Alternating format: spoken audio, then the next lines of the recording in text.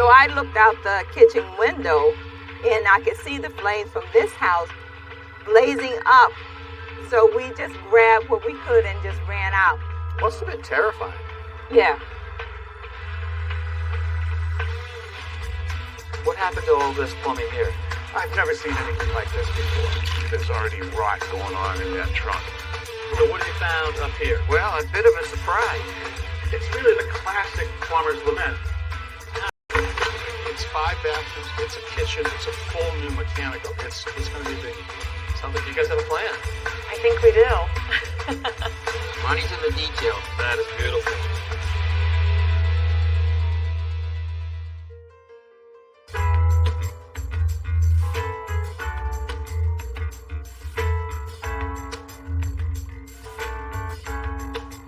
Gotta be up here somewhere, Tommy. I remember it across the street from the church. You're right. That's it, right over here. Oh, I think you're right. Yep, there it is. That's good. Yeah. Well, good morning. I'm Kevin O'Connor, and welcome back to a new episode of This Old House. And today we start a brand new project, although not this one because, well, we've already done this one. 41 years ago. Yep. This was the first project. And you know, a lot of people don't know that my dad, my brother, and myself were asked if we would do this project, and we said, well, I don't know about this old house and being all the way into Boston. It's a long way to go, so we kind of turned them down, and Norm did it.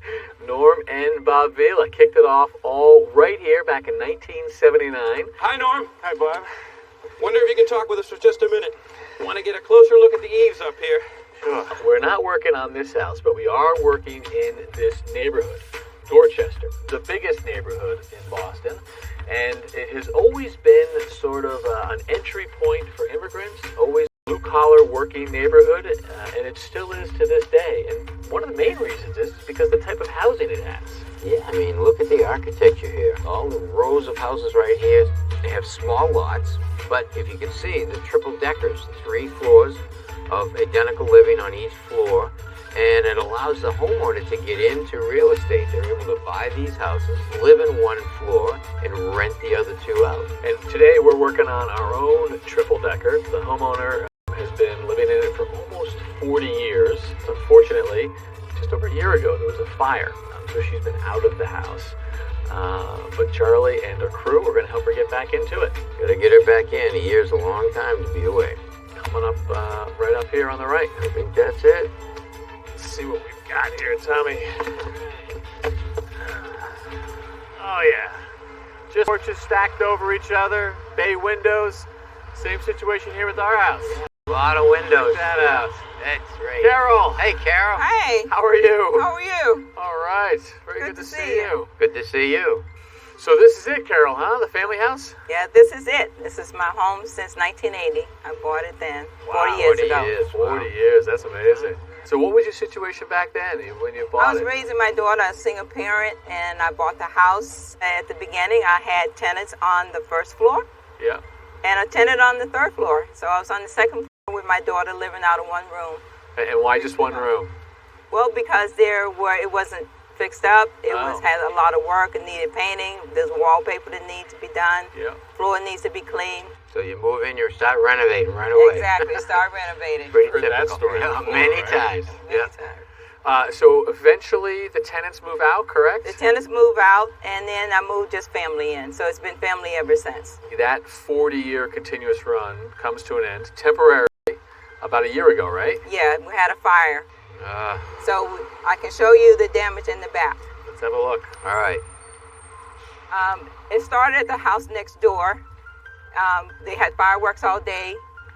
We were just actually going to bed. It was like 1 o'clock in the morning. So the fire started here, and we just heard people outside yelling there was a fire. It caught the back of my house on the back porch near the third floor. So I looked out the kitchen window, and I could see the flames from this house blazing up. So we just grabbed what we could and just ran out. Must have been terrifying. Yeah. Well, if my sister ran the house with no shoes on, she's panicking. I can only imagine. I say I'm so thankful that they saved the house and everyone got out safely. Well, that's the important part right there. But I'd love to see the house. Can you All show right, it to I me? can show you the inside of the house. All right, lead the way. I'll go find Richard, the mechanic. mechanicals. All right, catch up with you later. Come on in. Oh yeah, here's your front foyer right here. This is like a common area. It's everybody's mailbox. Stairway to the second and third floor. You got a beautiful leaded glass window here. Right. I love those. So, Yeah, they're beautiful pieces. So what do you so got this going is here? now is the living room. Oh yeah. Oh wow, this room's in great shape. Right. Floors look good. Because if you had a lot of water here, you'd probably see the floors buckling up. Oh, okay. Yeah, from the expansion. Right. This looks like a This dining. is a dining room. Yeah. Walls look good. Ceiling came down. A built-in cabinet here. Yeah, pretty common. Okay. So this is the kitchen. kitchen. Oh, this looks like it's been had some. I renovated the kitchen and the bathroom. We put in new cabinets. We put new floors down. Granite countertop, Yeah. tile floors. Yep. Walls look pretty good, except the outside wall. Yeah, because the fire, you could tell here, it started here, but they were actually just making sure there was no damage from Yeah, the we fire. were standing right outside this wall Right. here. So this is Right. where the vinyl was all melted Right. and the charring. So Right. here's your back hall that leads up to the second and third floor, the stairway. So this was the kitchen. This was the kitchen. This is mostly water down so far. The walls are all down, but the fire was on the outside, as we could see. So this was renovated, new flooring, new cabinets, and new tile in the bathroom as well. The bathroom looks like it was relatively new too. New bathroom fixtures and Yeah. tile. Yes. Yeah. And this is the dining room. Oh yeah, look at that cabinet. You can see the leaded glass window. You got a little broken glass right there. And you got a beautiful window right there leading Stained glass. outside. Yeah. Yes. And I noticed the dining room right here is pretty typical. They would actually put this railing right here. Right. This is actually called a plate shelf. And should be a notch, which is right there, a shelf. That on this shelf they would stand up plates, and the plates would go into the shelf so they wouldn't slide down and fall on the floor. Pretty nice. All right. So now this is a bedroom. Okay, so we've gone from the natural trim that you have back here to Right. painted trim. Well, I think somebody painted over it, but it has to be before I got here, before I bought it. Yeah, so it's been painted for a while. I see you saved some of the cabinets in this granite top from the kitchen. Yes. That's smart. Yep. Great. All right, so what do we got here? This is a hallway and leads into another bedroom. Nice bedroom with a lot of glass. Great, great. Yep. Now we'll go up to the third floor. Okay, so now we're out in the foyer that we came in downstairs. Right, and it's a front hallway here leading up to the third floor. Wow, it's a big entryway. Yes.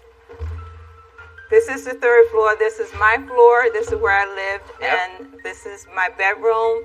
And the setup is exactly the same as the second floor.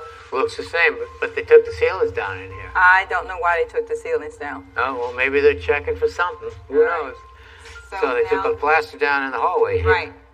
All right, so what do they do down here? This is where the damage was in the fire, was down in the back in the kitchen area. As you can see, I just renovated the kitchen, put down new floors, and I put down new tiles in the bathroom as well. So the bathroom and the kitchen was redone. Right, but you can see the fire damage. Oh yeah, here's where they cut a hole that leads right up there.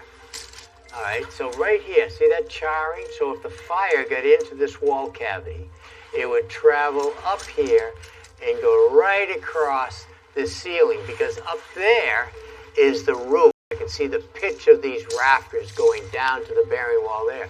If the fire gets in there, it would travel underneath the roof, burning the roof. As I look deeper over there, I can see another hole that they cut with new plywood covering the hole.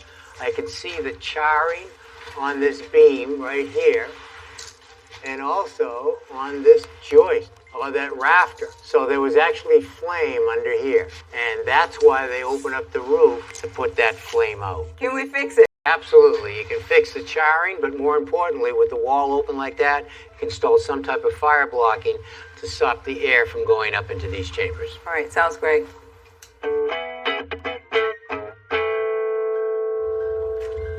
Carol told us that this basement was filled with water the night of the fire, Richard, but looks pretty dry now. The tide has subsided, thankfully. But most of the equipment was underwater, or pretty much underwater. So. In terms of equipment, you wanted to give us a little lesson? Well, anytime I get into these buildings, this was 1905, so you think about how far we've come in 115 years or so. This building originally would have been potentially coal-fired. So anytime you think about that, you got to find a place where there's a window and a coal bin. So it was either here or here's clear evidence of a coal bin right here. You can see the chute right here. They literally just dumped it through the window into a pile in your basement. Correct. And then it was just a series of the first heating system. Most likely a coal-fired gravity system, a big old furnace that sat down in the middle.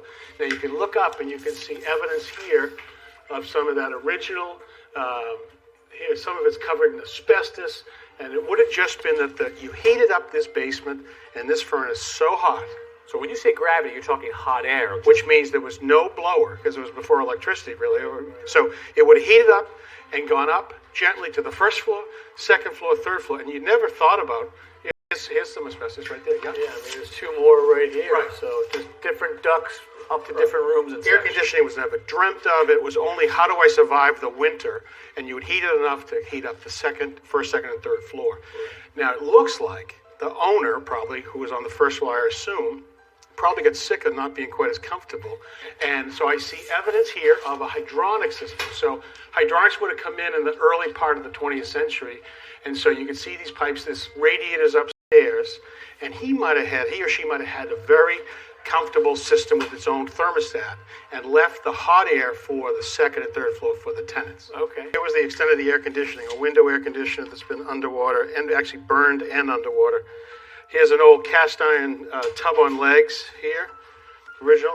This wouldn't have been original, but this would have been a boiler that would have been for the first floor, and that probably was underwater. Tipped on its side right there. Okay, and so this building probably would have that big furnace right here. It was originally coal-fired. Then they went to oil. The homeowner talks about having oil tanks here, and then she switched to gas in probably the 80s and something like that. And there were 3 separate water heaters, 2 furnaces, and a boiler, each individual. Now, this equipment's all been underwater, so I don't know whether we can reuse any of it. Right. But you do want to go back to maybe 3 separate systems for each unit? Yeah, you'd like to have accountability on the fuel and comfort, and have each person have their own thermostat and their own hot water supply. But we still need an answer on these, and we also need an answer on the plumbing itself. That's right. Let me show you upstairs. There was a certain amount of utility in these 3-deckers. You had 3 floors, 3 kitchens right stacked on top of one another. It meant that the kitchen sink was always in the same spot. And so too on the bathroom. The bathrooms were stacked one on top of another. The tub was always right there in the window. It's really how we got this standard 5x7 bathroom in America. And it allowed the toilet to be right here next to the stack, which serviced all 3 bathrooms right there. Yep, okay. So you can see new PEX right here, but look at this. Here's some of the original lead water. Look at that. Good heavens. Huh? That must have tasted nice. Yeah, yummy, yummy. So if you lived on the second floor in the winter, you felt really lucky. Why is that? Well, the first floor would have been overheating because the furnace was below it. It would have been plenty warm. Too hot. Top floor would have lost a lot of its heat through the uninsulated attic. Too cold. So the middle was just right. Perfect. Okay. Remember those registers, those ducts we saw down in the basement? Here's one of them. Comes up and it dead ends right here, and here's a register on this side, and this side it would have come in gently. There was no fan back then. It just would have come in nice and gentle, and this place would have been perfect. And this one continues up to the top floor. The same registers would have been up there. That's right. A repeat. That's right. Nice. So in the kitchen, it certainly would not have had a gas stove like this. Originally, it would have had a kerosene or coal-fired big old stove that sat right here, right near the chimney. What could go wrong? Right into here. And oftentimes it had a thing next to it, because it was hot all the time, it had a thing next to it called a corporation, which would heat up the water off the stove. So no plumbed in hot water, it was all right there. Well, it was either plumbed in. If it was pressurized water, it would be plumbed in. Or if not, you take a bucket, carry it to the tub. That's why it was only Saturday nights you might have taken a bath. One last pipe for you to identify on our history lesson. What do you think this is? Well, it's too big for supply lines. It's not cast iron, so I'm going to guess a vent. Nope. Let me show you upstairs. Of course not. Supply person. He also brought kerosene, and you know what they did in the summer? They brought ice. So they would bring blocks of ice up the back stairs all the time. The door was either left open or the key was hidden, and the ice block would go into the ice chest right here. Yeah. What happens when ice melts? Come on. This is a drain for the ice box? Absolutely. There's 3 of them right here. There's the lead, No way. and the water would drain right there. And was vented too? Yeah, had to be, because otherwise it wouldn't go down through the pipe. I was half right. Hey, Heath. Hey guys, check out what I found when I was looking for some of the knob and tube wire. Look at this mishmash. An old city gas lantern in there. Right, so city gas was only used in cities, and it was actually, they took coal, put it into a vat, and the fumes that came off the top of the coal, they would then collect and distribute to local houses. And the heat content wasn't enough to use it to heat the house, but it was just enough to be able to do gas lighting. So they'd run the small gas lines right here, and then there'd be a little shutoff called a cock and a burner right here. You come and light it when you need it, like a candle right here. So which do you think the house originally had, the city gas or the knob and tubing? I think they might have put both in at the same time. I mean, they're both about the same time period, and I can't imagine opening all these walls up to install both. They weren't sure, both were inconsistent. They weren't sure what was going to win. They'd gone from whale oil to local gas, and now this new thing called electricity. Beautiful, okay. So, and look at this thing right here. This is actually a non-electric intercom. A tube that goes down between the third floor all the way down to the second floor, but it had a little megaphone, and you'd be able to yell down to the Iceman to say, come on up. This place is a museum. It's crazy, it's crazy. Well, we're obviously not going to use the knob and tubing No. for wiring, so how's the electric in the house? Let's take a look over here and we'll get started in this corner. So you can see some more of the knob and tube that's exposed since the plaster came down. But Carol actually had this house rewired about 5 or 6 years ago. Someone really took a lot of time to fit all these wires through the existing walls, leaving everything intact, putting the new service in. But now we have to look at what we have to replace. Because of the fire. Because of the fire. So part of it's easy to figure out. Some of it is simply damaged by fire. You can tell what you have to replace. But other issues are water damage. Where do we start with that? And you're just starting that process. Just starting now. All right, well, it looks like we got our hands full with this one. Good luck, you, Heath. Thanks.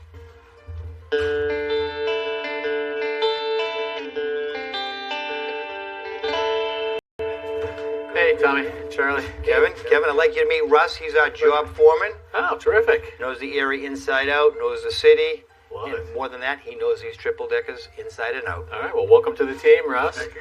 So I know you guys have only had a little bit of time to kick it around and look at it, but Charlie, I'll start with you. Things that concern you, top of mind for you? I want to start where probably the big thing for me is code upgrade and budget. Yeah. Carol's retired, as you know, so somewhat of a limited income there. And she wasn't expecting this. Fine-tooth comb, and we have line-by-line items that we really have to pay attention to. So give me an example of how that's going to affect what you do or don't do. Perfect example right here, asbestos on the old ductwork. Yeah, Richard told us that is no-go, that is old and no good. Right, so we've discovered that, once we got here, we saw this, so this becomes part of the code upgrade that we have to pull it out. We have 3 different areas in the house that comes from the basement all the way to the top floor. Okay. That can burn through a lot of insurance money real quick, and the insurance company is going to looking over our shoulder. Be looking over our shoulder for sure, but once again, that's part of the code upgrade, which is only covered to a certain percentage of the policy, so it's not unlimited. So we really have to watch every little dime. Gotcha. Okay. So, Russ, you've got a lot of experience in this town with these 3 deckers. The first thing that comes to your mind in terms of concern? Proper insulation. This needs to be brought up to code. Wait, did it ever have insulation? No. So, Okay. It's knob and tube, and you couldn't insulate it. Oh, that's true. Right. so anything we do will be obviously a big improvement. You can see we have areas that are already open, so they'll be easily accessible. But others are still closed in, and hopefully those ones will get from outside, either moving some of the vinyl siding, making holes and filling from that way, or from the inside with making more holes inside of the plaster. Maybe just little holes through the plaster where you have to. There you go, and then we'll patch because we're going to be plastering anyways once we get inside. Yeah, all in your exterior Well, wall. right here. I mean, this is an interior, but we got a lot of places where it's plaster on one wall and wide open on the other. Right. What have you seen, Tommy? Well, an old house like this, if it's not a total gut work, you got to think about the new heating and cooling system that's going to go in. So you got to run the duct work. So now we've got a part of the house, most of the house, a lot of the plaster isn't coming down. How are you going to get the duct work from point A to point B without doing extra demo and extra repair work? So you've got to modify the system somehow on each level to get that duct work in with least intrusion. So a lot of challenges anyway with triple deckers. Insurance is, on top of that. I know Carol she's working with an insurance adjuster, someone to represent her. Yeah. And I'm actually going to go meet with him and see what else I can learn. All right, thanks, guys. Yeah, so this should be fun. Good.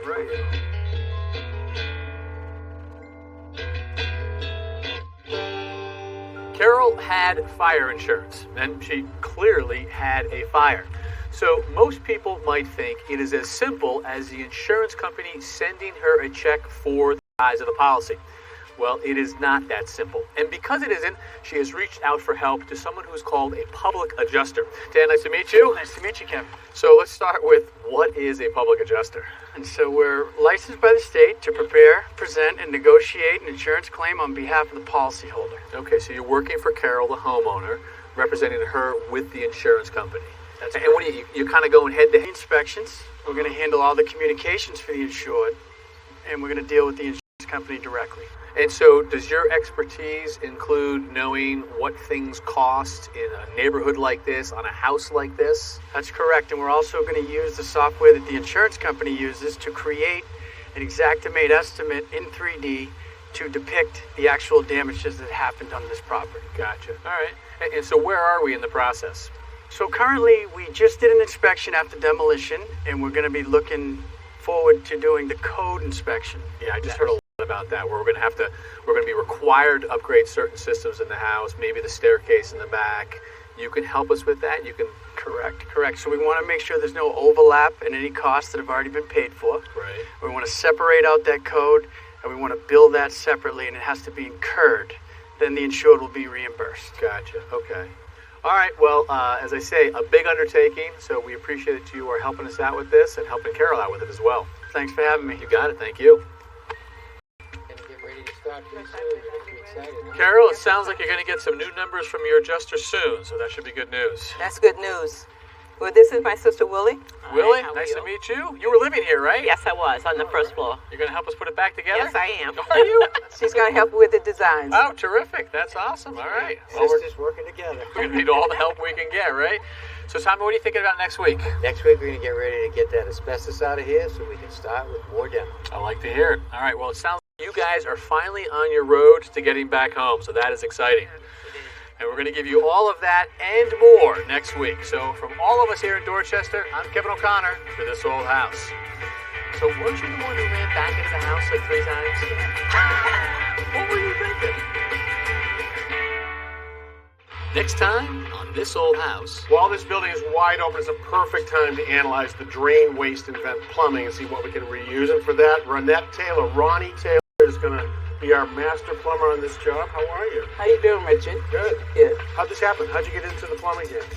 I met somebody when I was working out in the construction arena 30 years ago. Yeah. Started dating, and then I wound up marrying the guy. You got hooked on the guy and on plumbing. On plumbing, yeah.